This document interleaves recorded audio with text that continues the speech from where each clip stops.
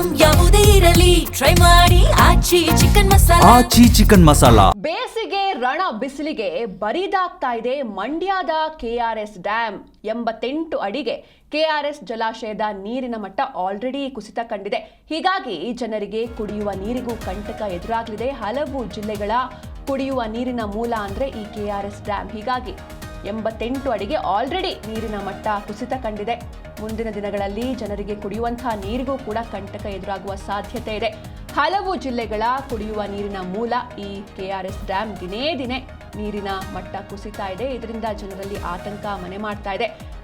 ನೀರಿನ ಮಟ್ಟ ಕುಸಿತದಿಂದ ಬೇಸಿಗೆ ಬೆಳೆಗೆ ಕೆಆರ್ಎಸ್ ನೀರು ಸಿಗಲ್ವಾ ಎನ್ನುವಂಥ ಪ್ರಶ್ನೆಗಳು ಅಥವಾ ಆತಂಕ ಕೂಡ ರೈತರಲ್ಲಿ ಮೂಡ್ತಾ ಇದೆ. ಯಾಕಂದ್ರೆ ಆ ಭಾಗದ ಜನರು ಅಥವಾ ಆ ಭಾಗದ ರೈತರು ಇಲ್ಲಿರುವಂತಹ ನೀರನ್ನೇ, ಈ ಡ್ಯಾಮ್ನಲ್ಲಿರುವಂತಹ ನೀರನ್ನೇ ನಂಬ್ಕೊಂಡಿರ್ತಾರೆ. ಅವರ ಬೆಳೆಗಾಗಿರ್ಬೋದು ಅಥವಾ ಕುಡಿಯೋದಕ್ಕೂ ಕೂಡ ಆ ನೀರನ್ನೇ ನಂಬ್ಕೊಂಡಿದ್ರು. ಆದರೆ ಕಂಪ್ಲೀಟ್ ಆಗಿ ಬರಿದಾಗ್ತಾ ಹೋಗ್ತಾ ಇದೆ. ಬಿಸಿಲಿನ ಝಳ ಹೆಚ್ಚಾಗ್ತಾ ಇದೆ. ಮಳೆ ಕೂಡ ಸಾಕಾಗುವಷ್ಟು ಬರ್ತಾ ಇಲ್ಲ. ಹೀಗಾಗಿ ಆಲ್ರೆಡಿ 88 ಅಡಿಗೆ ಕೆಆರ್ಎಸ್ ಜಲಾಶಯದ ನೀರಿನ ಮಟ್ಟ ಕುಸಿತ ಕಂಡಿದೆ.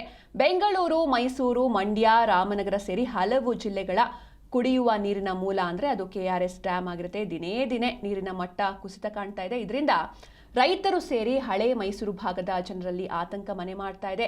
ನೀರಿನ ಮಟ್ಟ ಕುಸಿತದಿಂದ ಬೇಸಿಗೆ ಬೆಳೆಗೆ ಕೆಆರ್ಎಸ್ ನೀರು ಸಿಗಲ್ಲ ಎನ್ನುವಂಥ ಆತಂಕ ಕೂಡ ವ್ಯಕ್ತವಾಗ್ತಾ ಇದೆ. ಹೀಗಾಗಿ ಕುಡಿಯುವ ನೀರಿನ ಬಳಕೆಗಷ್ಟೇ ಡ್ಯಾಮ್ನ ಉಳಿಕೆ ನೀರು ಬಳಸುವಂತೆ ಸರ್ಕಾರ ಕೂಡ ಆದೇಶವನ್ನ ನೀಡಿದೆ.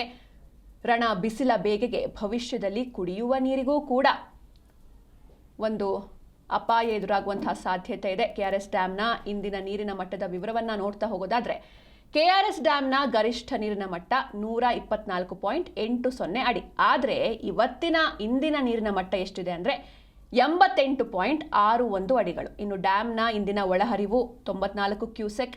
ಡ್ಯಾಮ್ನ ಹೊರಹರಿವು ಎಷ್ಟಿದೆ ಅಂದ್ರೆ 3743 ಕ್ಯೂಸೆಕ್. ಹೀಗಾಗಿ ಅಣೆಕಟ್ಟಿನ ನೀರಿನ ಸಂಗ್ರಹ ಸಾಮರ್ಥ್ಯ, ಅದ್ರ ಸ್ಟೋರೇಜ್ ಕೆಪಾಸಿಟಿ ಎಷ್ಟಿದೆ ಅಂತ ನೋಡೋದಾದ್ರೆ 49.452 TMC ಇರುತ್ತೆ. ಆದರೆ ಡ್ಯಾಮ್ನ ಪ್ರಸ್ತುತ ಸಂಗ್ರಹ 15.127 TMC ಇದೆ. ಹೀಗಾಗಿ ಆಲ್ರೆಡಿ ಬೇಸಿಗೆ ಆರಂಭವಾಗಿ ಸಾಕಷ್ಟು ಬಿಸಿಲಿನ ಝಳ ಎಲ್ಲರ ನೆತ್ತಿ ಸುಡ್ತಾ ಇದೆ.